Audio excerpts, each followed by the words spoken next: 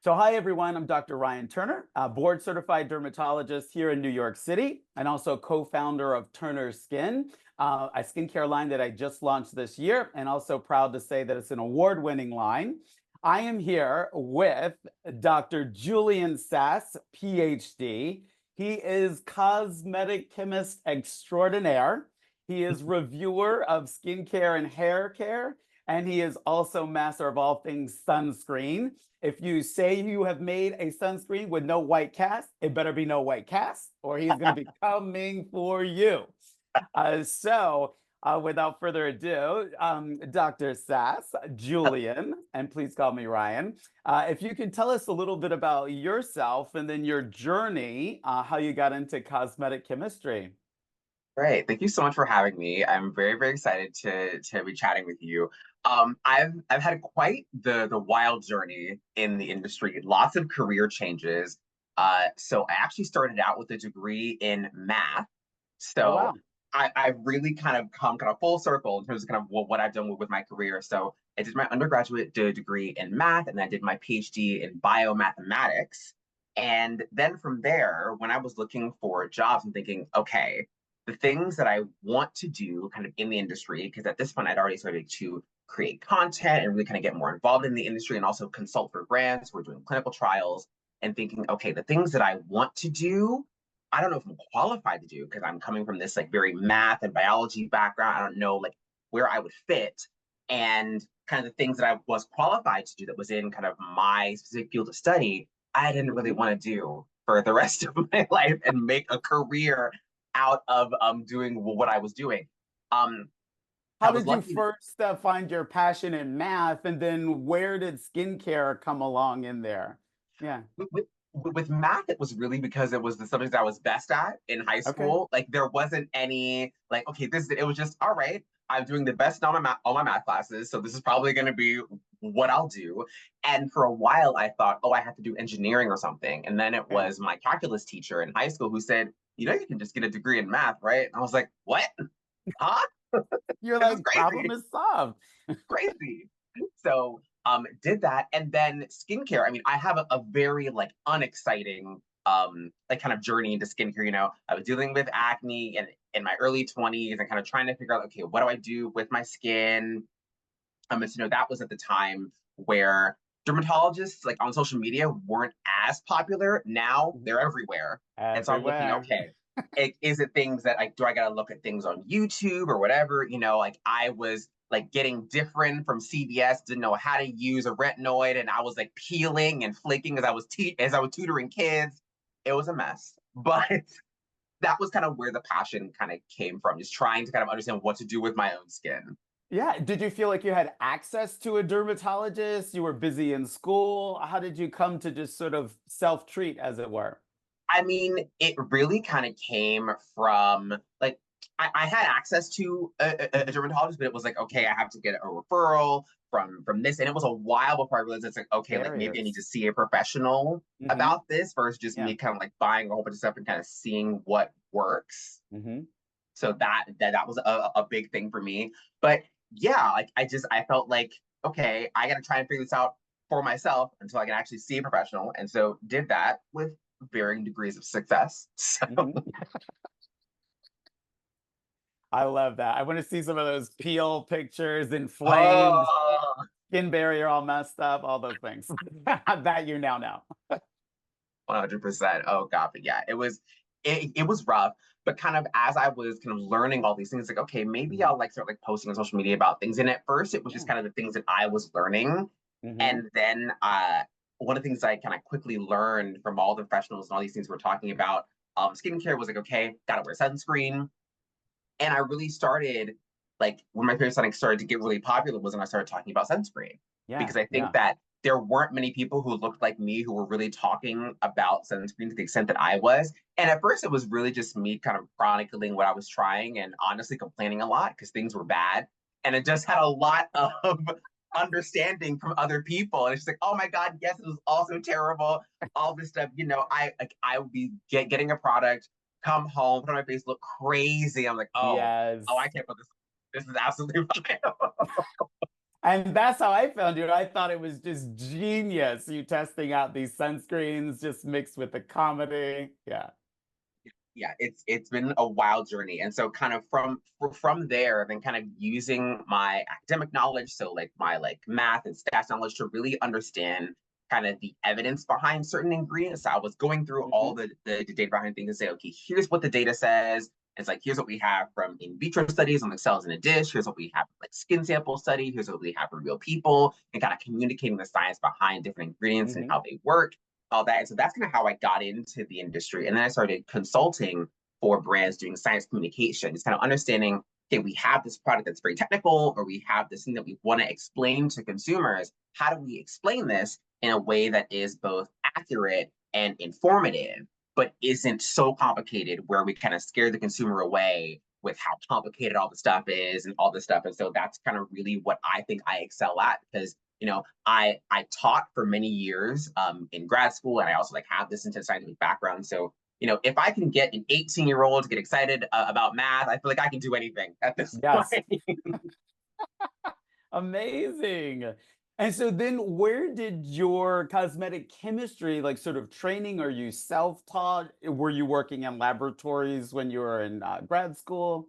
Yeah, so in terms of that, all of my really experience came from working in the industry. So Hmm. after grad school, I started working for a brand. It was a brand who I was consulting for while Hmm. I was still in grad school. And when I finished my PhD, I was very, very lucky to have them offer me a job. I'm just like, oh my gosh, so this is amazing. I get to work in this industry. And it really was a crash course in all Wow. things beauty R&D, because I was coming in leading like research and education, coming in Hmm. with a very technical background, but not in this specific industry. So a lot of the kind of like scientific kind of learning skills very much did transfer 100%. Okay.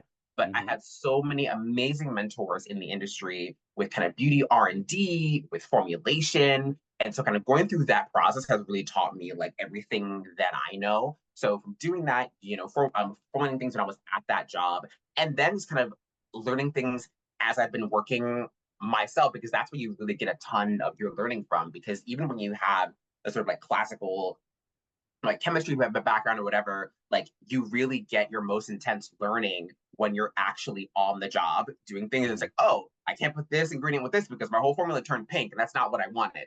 Like just all these different little like tips and tricks and things, and the right ingredients that work together, how to get good textures, and all those are all things that you learn on the job, either in a Hmm. lab, you're working for a contract manufacturer, like when you're actually doing the thing every day. So that's how a lot of us, and people who I know, got their experience from having this job and doing all that, even if they have a very classic chemistry training. Hmm. Wow. Did anything ever explode? Nothing has exploded yet, thank God, thank God. But I have definitely put ingredients into like containers where they shouldn't be. And so Uh-huh. I will like come back and it's like, oh, this has gone through the container and is now all over my lab space. So that's great. But Okay. I had the foresight to kind of be like, this is probably too strong for this. So I would like put it in the plastic and then put that like in a beaker just in Uh-huh. case as a precaution. They're just like, okay, so it did melt through this plastic, but it's fine in this glass. So that's been the craziest thing so far. But no explosions, no chemical burns, thank God. Okay. Most of the things that I'm working with are like fairly like Stable? safe. Yeah, like fairly stable, fairly safe. I'm still like wearing gloves and like eye goggles and like all the like proper PPE and all of that, but Yeah. nothing super dangerous. Okay, good. Excellent. So then, Julian, if you can take us through, like, sort of, I'm someone, a dermatologist, who wants to make a skincare line. How does that, like, sort of idea, like, that starts, and then we look for someone like you, a cosmetic chemist, to advise us, to help with the product development. So walk us through sort of that initial conversation that we have with you, what you're looking to find from someone who's starting a brand or would like to start their own skincare line, and then how that interfaces with the actual product development, testing, sort of antimicrobial things, and then ultimately getting it to market. Oh, it's a fun and long process, as you know. Oh, yeah. So, it's joy, it's passion that gets oh us yeah, there. I mean that is one thing that And is really frustration. important. Oh, always frustration, always frustration. Yeah, I think that's for kind of real. where things start is, someone will reach out to me, we have a conversation. I'm like, okay, what do you want to do? When do you want it to happen? How much money do you have? All these kind of initial things that I kind of know where you're at basically. And Hmm. so once we have those initial conversations, what come next is what's called a product brief. And that is basically your Bible when it comes to that product. And for Okay. more established brands that I've worked with, they have a set way that they do their briefs, and they have a really good knowledge of the materials and textures and all these things. And so it's a very easy process because they already know what they're doing. For Hmm. newer brands, like for example, if I'm working with an esthetician or with a stylist or with a dermatologist even, who Hmm. has this knowledge, like, or even like a business person who has knowledge of the Sure. industry in some way, but isn't as well versed in the actual product development process, it'll be a lot more vague. And it's just like, Hmm. okay, we got to really like dial into this, so I know exactly what you want. Because I feel like it's questions that people don't know to answer. Like when people just say, "Oh, I want a rich feeling moisturizer," it's like, okay, that's too vague. Like if it's in a jar and I turn it upside down, do you want it to stay in that? Do you want it to pour at all when you put it on the skin? Do you want it to spread really easily or have more of a rich feel? Like how do you want it to feel on the dry down? Like all of these really kind of in-depth textural and appearance things that I need to know to make a product so that we are not going on 15 iterations saying, oh, it's too rich, oh, it's not spreading the right way. Like to really kind of get what you envision in your head onto paper. And not to interrupt you, but yeah, and these are things like we don't know. Even as a dermatologist, I found one of your most recent posts fascinating about xanthan gum. You're like, they have 10, 12 different types of xanthan gum. So you're talking about like thickness and texture, and you're like, you have the knowledge. You're like, I have 100 of these things, to be able to get into your product. So Yeah, we exactly. come I to mean, you for guidance. exactly. Like I have, I think, 6 different grades of xanthan gum that are in my lab that all give different textures, different skin feels, and all those things, and also different costs. And all Hmm. those variabilities can have massive changes in the texture of the product. So you really kind of have to dial that in. And it's not something that I expect people to come in with if they've never been in the industry before. So like Hmm. it is a lot of coaching that has to go in there. It's like, okay, like how do you want this to do?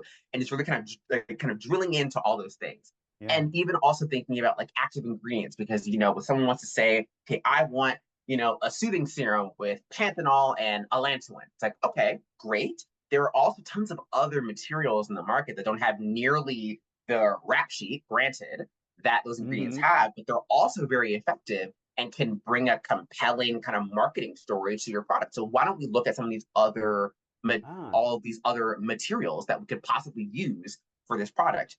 So once we've gone through kind of what ingredients that they want to have, all the appearance stuff, all the texture stuff, whatever, and also know how much they want to spend Hmm. on this product, then that's when I start working. And generally, I can get something that's like pretty close within like 2 to 3 iterations that I will send to them. In reality, Wow. it might be like 15, 20, because I'm going in, okay, no, this doesn't feel right. So for them, it might be version 2. For me, it's version 15, but they don't need to know Okay. Truth. that. They don't need to know that. And so kind of, well, once we're going kind of back and forth, and they'll say, okay, I've gotten to this product. And so, for example, if I'm making, let's say, a shampoo for, a stylist who wants to have her own brand to sell in her salon, it's like, Hmm. okay, got this shampoo, tried it on to some client. It's a little bit too strong. Why don't we dial back the strength point to feel a little bit more conditioning, because I'm working with like Hmm. more like coily hair. And Yeah. so then we really kind of get to that back and forth of making all these small tweaks and changes that still fulfill the initial brief that they wanted to do. So as we go through those Yeah. iterations, and once we got into, okay, this is done, this is the product that we want, it's like, okay, great. Then all of the what I call like all of the fun part starts, but like all the boring stuff as well. It's That not is fun yet. just all of the sitting and waiting for months Yeah.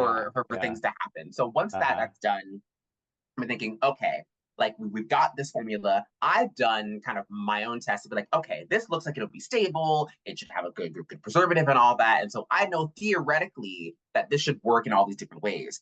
but we still have to test that product that is able to do all those things. So we have to do preservative efficacy testing to make sure that the preservatives work and actually kill microorganisms. We have to do different kinds of stability testing, like keeping it at really cold temperatures and really hot temperatures, and make sure that it doesn't split, that the colors don't change, that nothing bad happens to that product when it's either really hot or really cold, if it's shaken, if it's like spin really, really, really fast, to make sure that it's really, really stable, and that what I make in the lab is going to be the same as what's going to happen in like a year or 2 years from when you actually like buy that product like on the shelf. And that can take anywhere from 3 months to 9 months. Okay. And that's also assuming that everything goes well, because if everything goes well, but it's like, oh, we didn't pass our challenge testing for preservatives, we got to go back to square one. I got to modify the preservative and do everything again, because now I've made a formula change and it all has to start again. So ideally, 3 to 9 months. Okay. I mean, it's kind of ideal. So once that's done, then we go, okay, in my lab, this is good. It's passed all these different tests. Then we go to the actual manufacturer, like the person who's going to be making the product at scale. Then they will do basically a small manufacturing run of the product and essentially do all of those same things again, all the stability, all the freezing, and all that stuff. But instead of what I use in my lab, which is like little glass jars, instead it's the actual packaging that we're going to put the product in. And that's really important because lots of different ingredients can actually react with certain kinds of packaging. So what you want to make sure is that your formula is not interacting in any way with your packaging.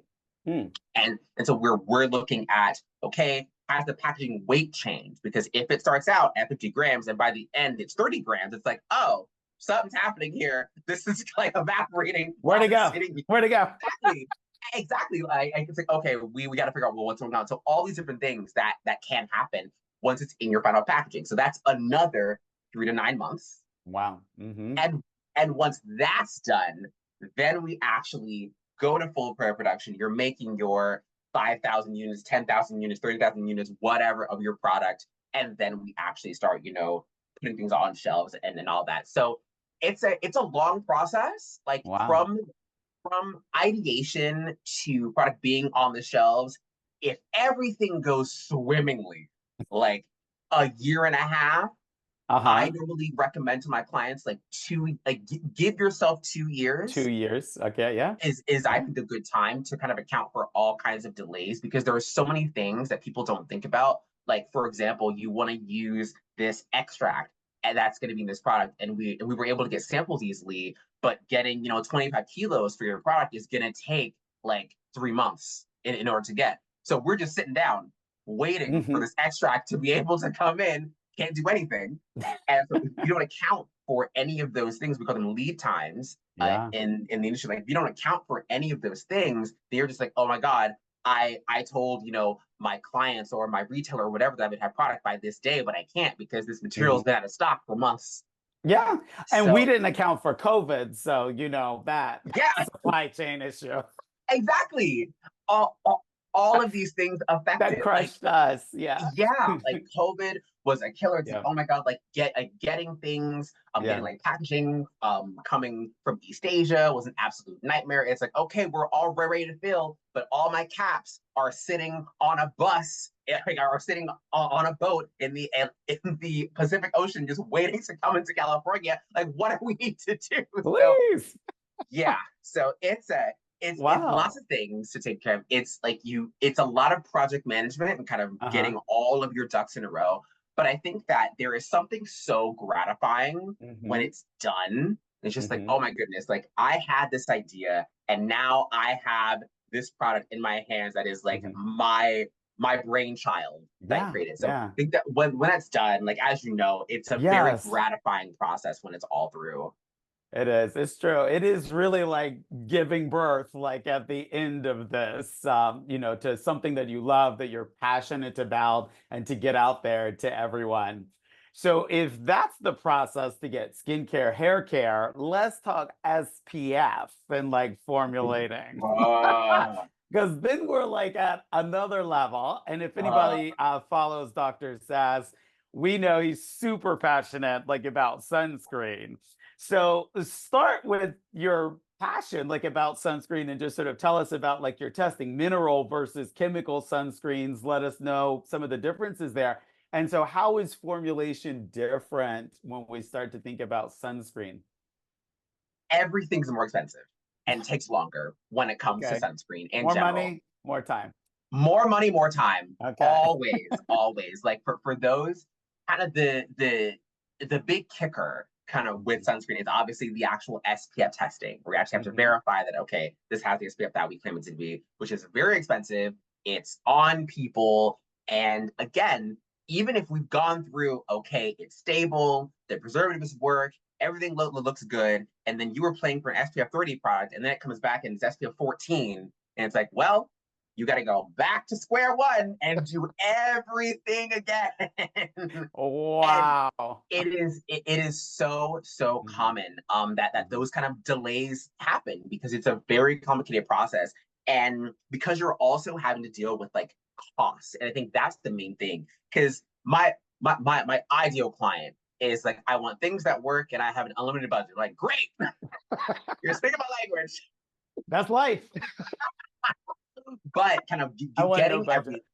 Yeah. like getting everything to be like effective and like texturally pleasing, but also fit within their confidence in terms of cost is Mhm. really kind of the biggest challenge. And also sunscreen is Mhm. difficult to formulate just in general. Mhm. Mhm. Um, and I think that, it's a lot of technical things you have to think of, because if we're thinking about, I mean, both mineral and chemical sunscreens, but like more so with mineral, Mhm. those are really heavy white powders, the zinc oxide and the titanium dioxide, and they don't dissolve into the formula. So what's happening is you Okay. have these powders that if you just like pop them into oil, for example, they'll just drop straight to the bottom. And it's like, well, this isn't going to do anything.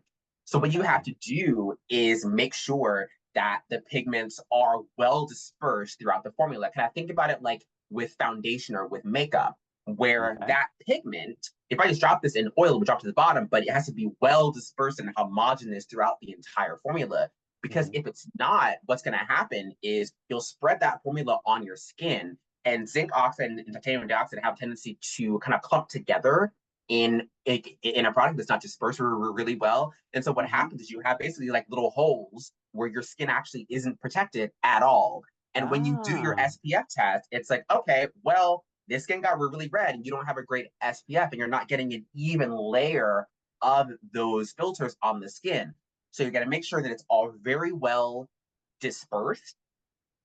And also that you have other things to help boost the SPF. There's lots of different ways to do that as well, but very complicated, very technical Mhm. process to do. There are some just like kind of tricks of the trade and some very standard things that you can do, but in general, it takes a while to make sure that it's like it works and it fits in the budget, because someone has like no budget and they're making a very small run. It's just like, okay, well, this is going to be hard.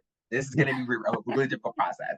But the other thing with sunscreens and Yeah. really with all over the counter drug products is that everything's Yeah. more expensive because, on all like drugs, we got to have expiration dates, and there's just a lot more regulations. We got to do things with the FDA or Health Canada. We got to make sure that whatever your active ingredient is, like if it's your sunscreen filters, if it's your salicylic acid, benzoyl peroxide, all those things stay at that listed level throughout Mhm. the entire lifetime of the product, because lots of these different actives can degrade from XYZ.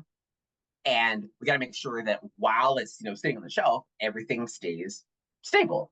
Mhm. And even with mineral sunscreens, the SPF can actually tend to drop over time, which is a very, very annoying phenomenon Ah. with Interesting. with those. Yeah. And so what is like kind of trick of the trade is like, okay, we'll actually do our SPF testing on a formula that's already been sitting in an incubator at like 40 degrees Celsius for a couple of weeks. So it's already been aged basically. And so Mhm. what happens is, so whatever that degradation might be on the shelf, we've kind of already taken care of that. And then we get that SPF tested. So in reality, when you make it, it might be a higher SPF. But if we age the formula, the SPF test that and it comes in at like SPF 30, it's like, okay, great. That's what we're going to claim. The actual formula might be like SPF 40 or SPF 45 when we actually make it.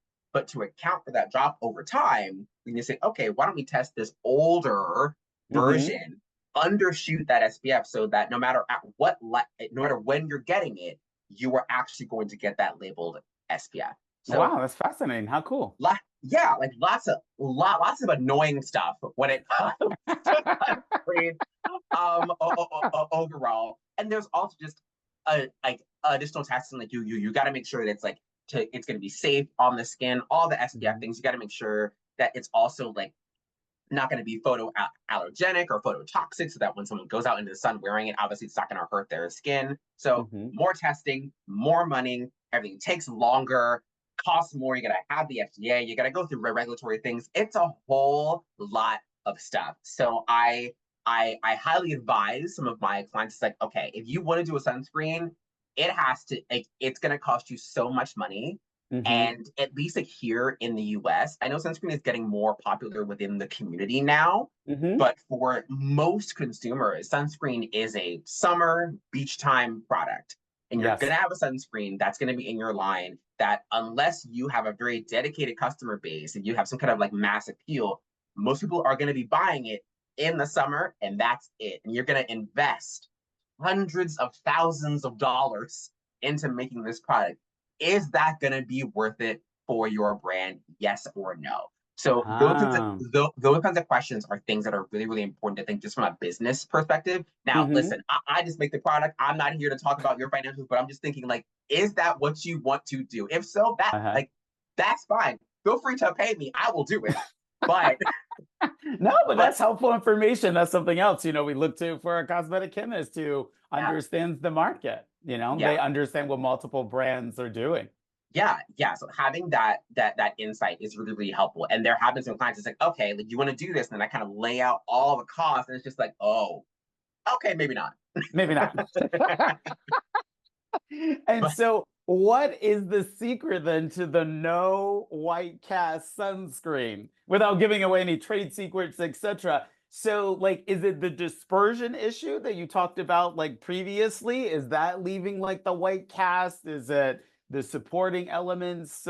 Because when I look at a lot of sunscreens, a lot of them have like very similar stabilizers or emulsifiers, and you look in sunscreens almost appear very, very similar. So what are those little tweaks in a broad sense to get to that more transparent appearance?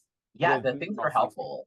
So if you're doing kind of a chemical sunscreen, it's very straightforward, because when you're doing a chemical sunscreen in North America, all those filters are transparent and you're normally not going to have any issues. The thing that can cause a white cast with those formulas there are like powders like silica, for example, that you add to the product to kind of give more of a matte finish on the skin. It also helps a lot with water resistance as well.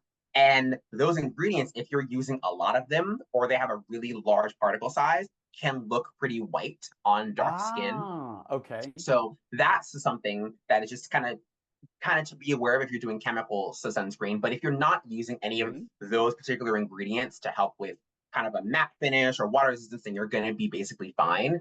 If you're doing mineral sunscreen, then that's where things get hard.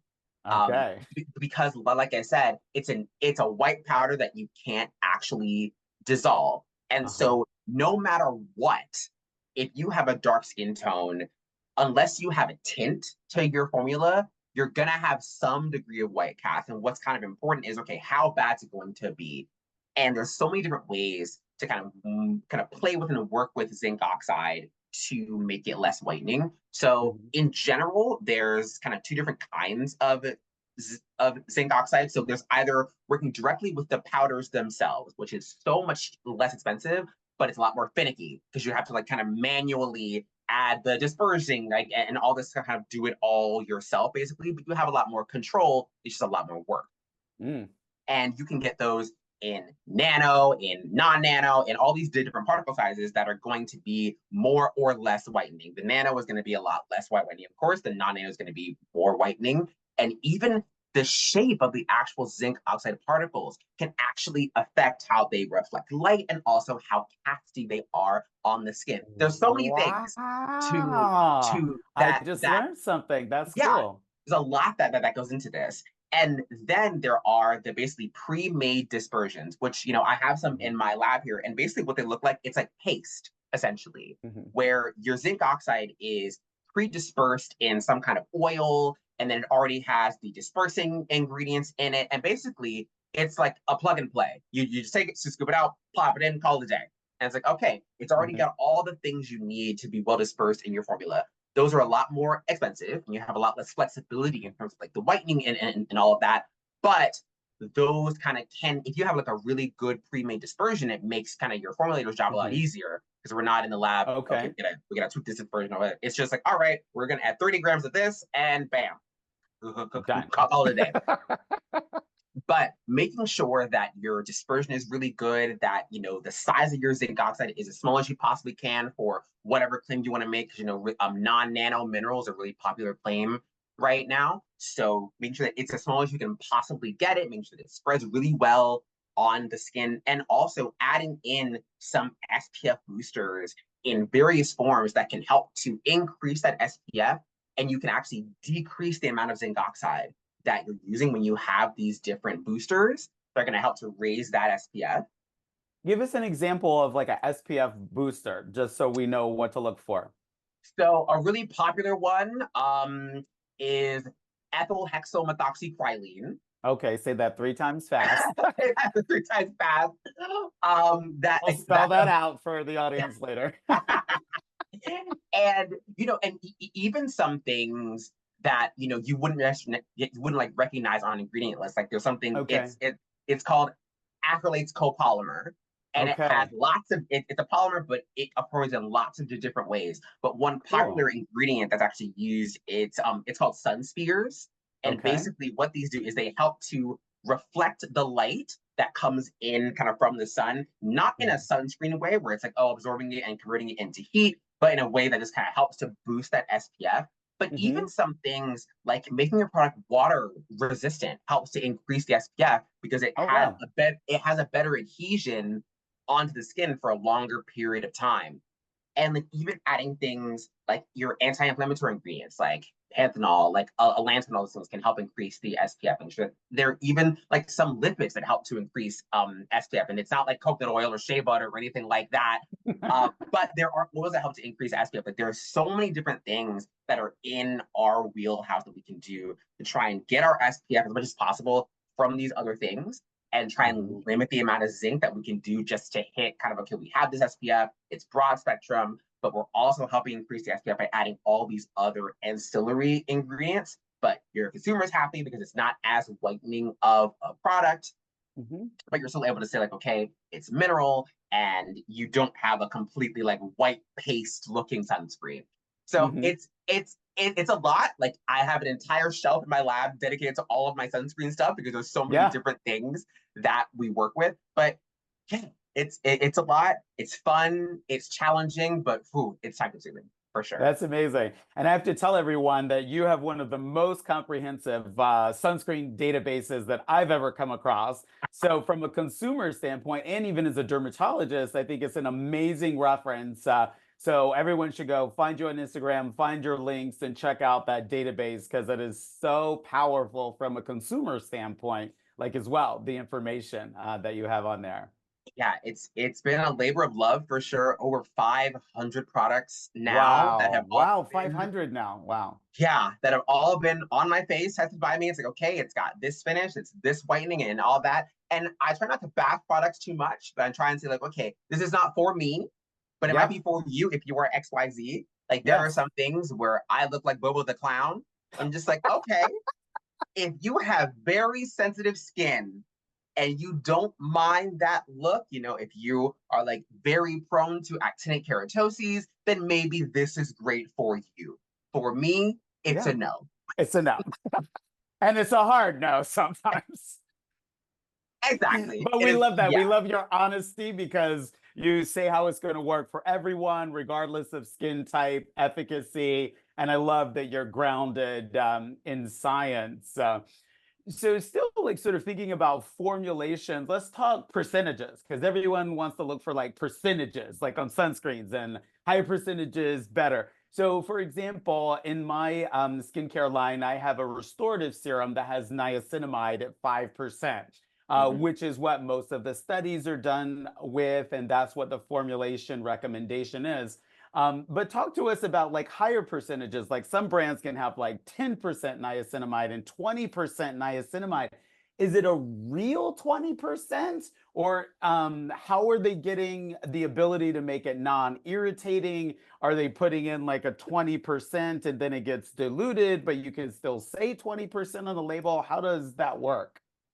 Yeah, I mean the real key thing to think about is kind of what you said is that when you go kind of at these really high percentages, then you are really increasing your chance of irritation 100%, and you have to kind of counteract that with other things in the formula. But you can have a 20% niacinamide serum. Do you need to have that? Mhm. I don't really know about that. Because like you said, like 5% is where kind of all the studies happen. And so Mhm. from a consumer standpoint, because the perception is, oh, higher is better, we have to get higher.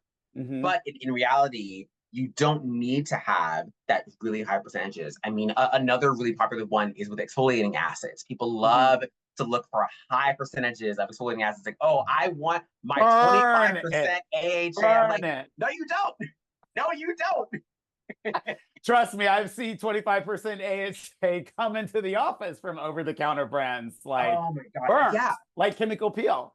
Like, Yeah, like yeah, yeah, it's crazy, when yeah. people want those high percentages. Hmm. And kind of when you are working with those really high percentages, it's also from a formulation perspective, we got to make a lot of different adjustments because it still has to be safe for the skin. And when it Hmm. comes to exfoliants in particular, all those products are obviously very acidic. And so when Hmm. we put a lot of exfoliants in the product, the pH drops like a rock. Hmm. So when we're in the lab, and if I'm using, lactic and glycolic and mandelic and everything, the pH is going to drop so low, and then I have to counteract that and then bring the pH back up to a level Hmm. that is skin safe. And Hmm. depending on what I use for that, because exfoliants need to be in a low pH formula to be bioavailable, when you actually raise that pH, you can actually make that product less effective, but Hmm. you can still say, like, I can put 25% AHAs in a product. But if I raise the pH to where it's like 6, none of those acids are bioavailable. None of the things are actually going to do anything for your skin. But I can still put a product on the Right. shelf and say You can 20% put that percentage AHA. on there because that's Yeah. what we talk about when we talk about like free acids, right? And there are a Mm-hmm. couple of brands that do that, like SkinCeuticals is transparent about that, and I believe The Ordinary Mm-hmm. maybe like as well. So that's something like we look for. But yeah, so very good point. Yeah, all these complicated things. But in general, higher percentages does not mean better because there's also lots of ways to deliver things more effectively into the skin without adding a higher percentage. And a great example of this is different kinds of encapsulation. So Hmm. normally when we're working with something like, for example, vitamin C Hmm. is a great example. 15 to 20% is what you normally like recommend, like more like between like 10 to 20%, somewhere in Okay. there. And the reason why we do that is because basically it has to go through like this concentration gradient through the skin. Because when you put it on the skin, as it starts to go down, not every bit of that vitamin C is going to actually get to where it needs to in the skin. So we need Hmm. to use enough so that where it can get through that, and enough of that vitamin C can get to where it needs to in the skin. But a way to counteract that and be able to use less ascorbic acid, but still have good results is to encapsulate it or to have it in some kind of delivery system where basically it's on like a bullet train basically to where it needs to go in the skin, and then the capsules release. And what that allows us to do is use less actual active ingredient when it's in Hmm. a really good and effective delivery system in the skin. So more doesn't mean better and less doesn't mean worse. It all depends on how the product is formulated. But the problem is that you aren't always going to know how those things are done. And I mean, and sunscreen is another great example. People love to look at sunscreens and look at the percentages on the back. It's like, oh, this only has, 2%, like this has like 15% zinc oxide. I won't use anything less than 20 and all of those things. And I know that's a very common misconception that higher percentages of zinc oxide mean a higher SPF. And like in an abstract reality, yes, that is true on its Hmm. own. But when you put it in the formula with everything else that's in there, and then it doesn't necessarily pan out that way. Like I've seen SPF 50 products that only have like 10% zinc oxide, and I've seen SPF 30 products that have 20% zinc oxide, because it Mhm. all depends on the size of those particles, how well they're dispersed, all these different things that go into it. What else is in the formula? So even with looking at the percentage of zinc does not mean that, oh, they're lying about this because there's only 10% zinc oxide, but that's 50. It's like, well, no, there are lots of other things that are helping out in this formula to get that SPF. So don't so much rely on the percentages. Look at how it's actually working on the skin. Look at the testing. Even if you're using, like, for example, a 3% glycolic acid product, you don't need like 25% to get good exfoliation on the Mhm. skin. You can use a low percentage. You won't be as irritating, and it will still be effective. But we both seen those people who are like percentage chasers. It's like, no, I gotta have higher, gotta have more, gotta have The stronger. higher the better, the higher, the higher, the higher. Yes, no, it's so interesting. I have to convince people even in the office that just like, let's bring it down. Your skin's going to be less irritated. Let's save the skin barrier because you're Mm-hmm. inflaming it with these high percentages. And it's like this vicious cycle. It's like you dry it out only to put more moisturizer on. So now I'm so dried out. So now I'm going to slug and then I'm going to block all my pores. Now my acne is going to break out. It's like this endless cycle that you have Vicious to shake cycle. out. So Mm-hmm. that's another interesting question. So what's one of the biggest like kind of skincare myths that you feel like you have to bust online? Oh, I mean, the percentages thing with some people Okay. is a huge one, but I think Okay. a really big one that I see a lot is that mineral sunscreens and chemical sunscreens work in these vastly different ways, and other people call Mm-hmm. it as like sunblock versus sunscreen, Screen. and I've seen that a lot. And Yep. I think the misconception is people think that mineral sunscreen works like a shield and reflects all the UV rays away, but chemical sunscreen absorbs it like a sponge. It's going to activate on the skin and all these different things.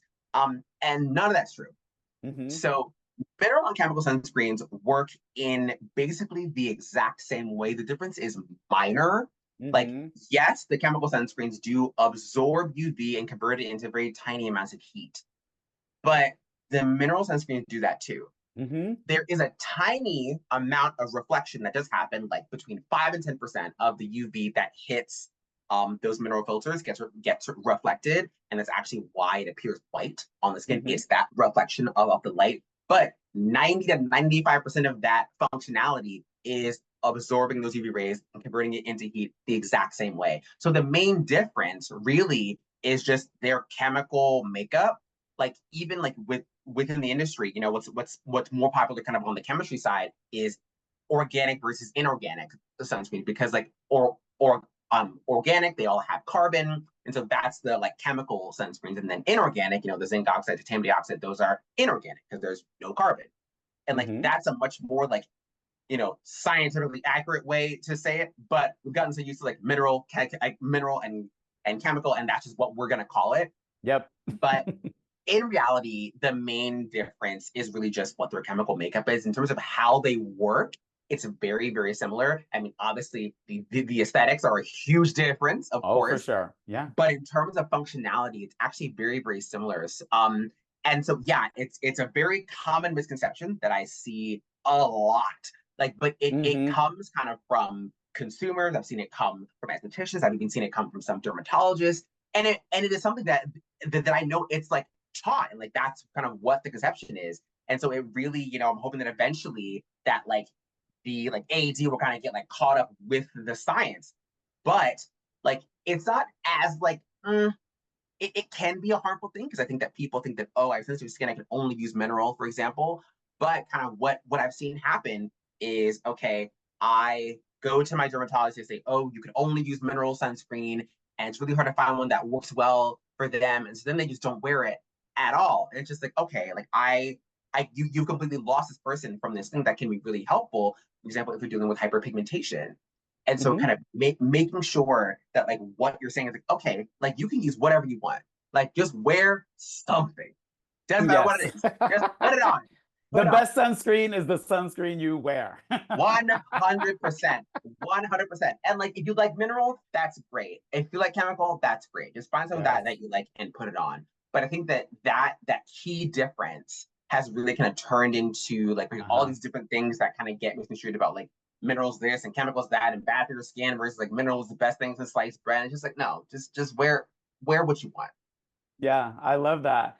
What is one of your favorite ingredients to work with? And then what do you think that's going to be hot in skincare, hair care this year? Oh, Oh, so okay. many to pick from. So many to pick from. Oh my God. Okay, I think that one thing that's going to be trending, I will say Hmm. right now, is ectoin, which has Okay, yes. I've been seeing it a lot more recently. I don't know who's running their marketing campaign, but they're doing a great job. I'm seeing it in more and more products, and like it's an ingredient that's been around for a long time, Yep. but I feel like people are just like it's becoming more popular for brands to use and like make a claim about it. It's like, oh, we're using like ectoin, and it's just got all these different benefits. I don't know if it's gonna be like the next niacinamide, but it's definitely got all these different like anti-aging, anti-inflammatory, helps with SPF protection, all these different things that it helps out with. Yeah. That's gonna be really fun. One of my favorite ingredients to work with, I think, is copper peptides because Ah. the color, that like gorgeous blue is so nice. And I think that whenever I can make something that isn't just like a white cream in a jar, it's like, okay, something fun. Finally. That's so funny. That's so pretty. I paused because I just did an article for someone like on peptides, and we talked about copper peptides and their function. And I do think it's coming up, it's creeping, like it's going to be a little bit of the year of the peptides, but the science is still has to catch up, really. Yeah, Yeah. I think that's the thing that needs to happen because we have all these like small studies, all these animal studies, but I want to see, this like double blind controlled clinical study for peptides. We can see like, does it actually work how we think it's going to? And like this is my bread and butter because we see all this stuff Yeah. that's coming from suppliers. It's like, okay, this one person used this serum on their hair for 6 weeks and look how much more fuller their hair is. So this is great and it works. I'm like, well, that's one person. Like Hmm. we need like a big trial.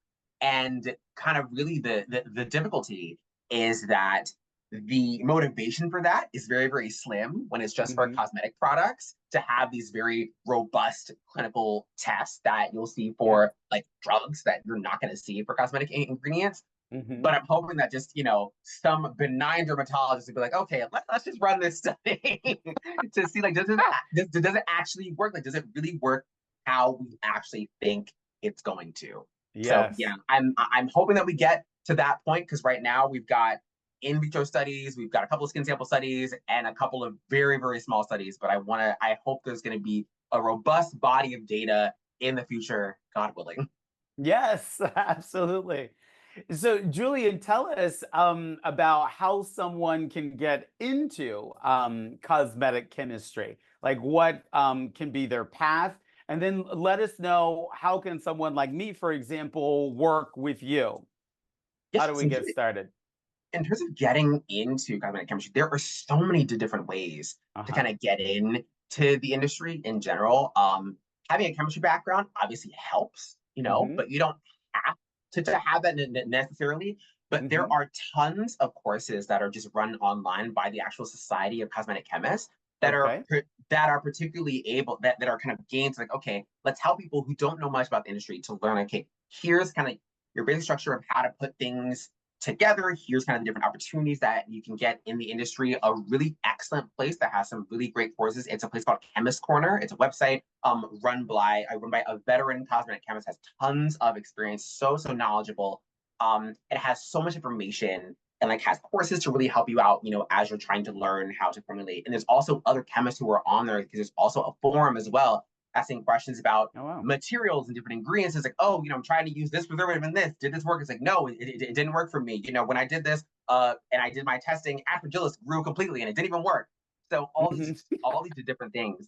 But just looking at the courses that are coming from the Society of Cosmetic Chemists is a really great way Okay. to start. And there are so many different courses that you can do if you're just starting out. There are also like formal like degree programs, like undergraduate and graduate degree programs at places like the University of Toledo and the University of Cincinnati that are really just like cosmetic science focused. And so going through that, it's pretty straightforward to get into the industry because you've got all this background that is not just chemistry, it's skin physiology, it's formulation, it's all these things.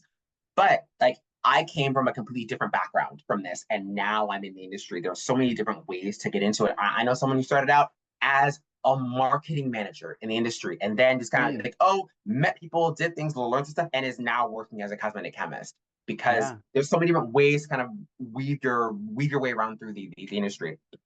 But in terms of working with me, Yeah. specifically, drjuliansass.com. That's where all of my information is. What I do for my clients, I obviously do formulation. I also do consulting. If you just need like someone to kind of like talk to about your formula, what you want to create, or you just want to have like a partner in your R&D process. If you're a small brand and you've got Oh, okay, wow.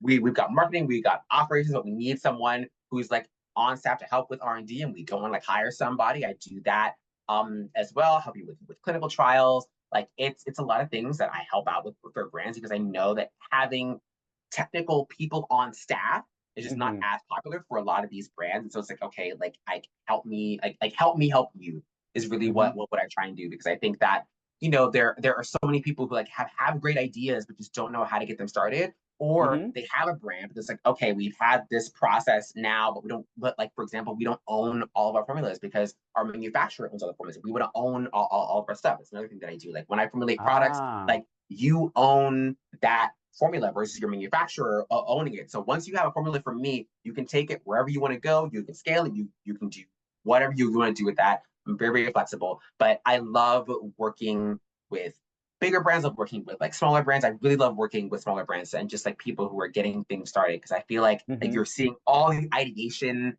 like happen, and I love kind of being in that role. Just like, okay, like I'm seeing someone's baby be brought to life, and it's such a rewarding and gratifying experience. It's fantastic. Wow.